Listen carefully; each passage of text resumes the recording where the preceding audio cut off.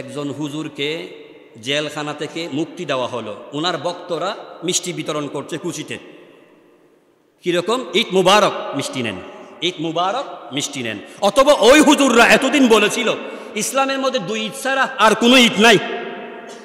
ওই হুজুররা আগে বলেছিল ইসলামে দুই ঈদ ছাড়া আর কোনো ঈদ নাই। এখন আপনাদের প্রিয় ব্যক্তিটা যখন জেলখানা থেকে ছাড়া পেয়েছে, উনার খুশিতে সর্বসাধারণদের মাঝে আপনারা মিষ্টি বিতরণ করতেছেন, আর মিষ্টি বিতরণ করার সময় বলতেছেন ঈদ মুবারক। কোথায় যাবেন বলেন?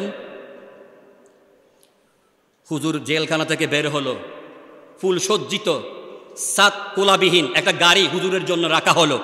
তিনি সাত কোলাবিহীন গাড়িতে দাঁড়ালেন, সবাইকে সমর্থন জানাচ্ছেন, অভিবাদন জানাচ্ছেন। গাড়ির মধ্যে কি রয়েছে? ফুল দেখা যাচ্ছে।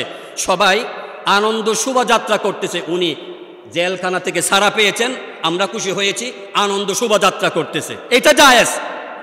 কিন্তু জশ্নে জুলুসে ঈদে মিলাদুন নবীর দিন, কোন যখন আলে রসুল, আউলাদে রসুল, রসুলের বংশধর এরকম কোনো একটা গাড়িতে বসে যখন ওই জুলুসের নেতৃত্ব দেন, ওই জুলুসের গাড়িটাকে যখন ফুল দ্বারা সজ্জিত করা হয়, তখন এটার বিরুদ্ধে বেদাত শিরিকের তারাই ফতোয়া দিচ্ছে, ঠিক কি না?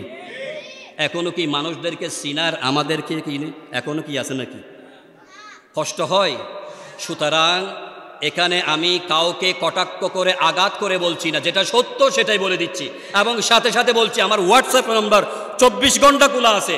আমার যেই কোনো জুমার দিনের বক্তব্যের কোনো মন্তব্য থাকলে আপনি আমার হোয়াটসঅ্যাপে পাঠিয়ে দিতে পারেন, মুখে বলে অথবা টেক্সট করে। আমার যদি ভুল হয় আমি সংশোধন হতে প্রস্তুত আছি এই হাজার হাজার মানুষের সামনে, কথা বলেন ঠিক কি না? আর যদি আপনারটা ভুল হয়, আপনার শাইখ যদি পথভ্রষ্ট হয়, আল্লাহর ওয়াস্তে, নবীর ওয়াস্তে এই মুহূর্তে শাইখকে বর্জন করতে হবে, ঠিক কি না? শাইখের কথাবার্তাগুলোকে বর্জন করতে হবে, ঠিক কি না? আহলে হাদিস বলে যারা মুসলমান সমাজে অরাজকতা বিশৃঙ্খলা সৃষ্টি করছে, তাদেরকেও মহান আল্লাহ তাআলা হেদায়েত দান করুন।